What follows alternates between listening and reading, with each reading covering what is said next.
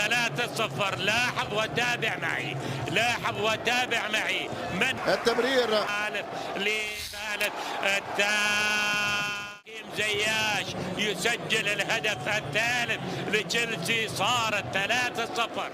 الهدف روعة منك يا حكيم. زياش يسجل كرة التقدم، زياش يتألق من مباراة لأخرى. زياش نقطة الانطلاق في كراسنودار، وما زال هذا المغربي قادر على الإبداع.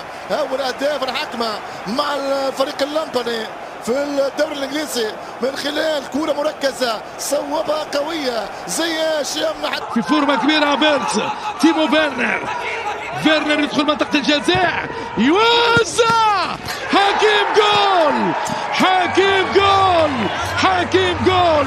هذه هي الفرقة اللندنية بالأقدام الذهب.